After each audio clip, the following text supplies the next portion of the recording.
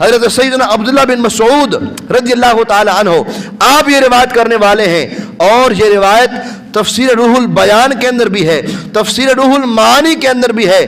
جناب عبداللہ بن مسعود رضی اللہ تعالی عنہ آپ روایت کرتے ہیں کہ جنگ احد میں حضرت سیدنا ابوبکر صدیق رضی اللہ تعالی عنہ آپ نے اپنے بیٹے عبد الرحمن کو، جو بھی مسلمان نہیں ہوئے تھے، مسلمانوں کے خلاف لڑائی کرنے والوں میں شامل تھے، وہاں دوسری طرف تھے، جب ان کو مقابلے کی للکارا نا تو رسول اللہ صلی اللہ علیہ وسلم نے اپنے صدیق اکبر کو بیٹھنے کا حکم ارشاد فرمایا۔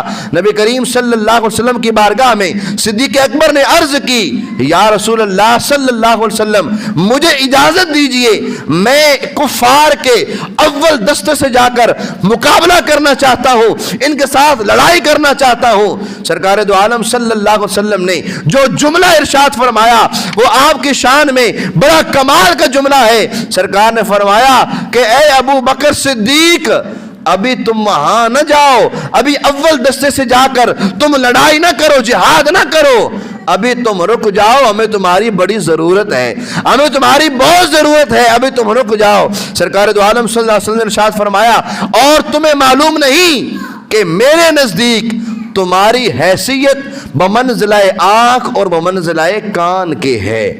اب آپ اندازہ لگائیں انسان کے وجود میں آنکھ کی کیا اہمیت ہے۔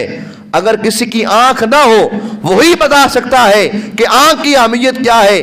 اگر کسی بیچارے کے کان سننے کے لائق نہ ہو وہی ہمیں بتا سکتا ہے کہ کانوں کی اہمیت کیا ہے۔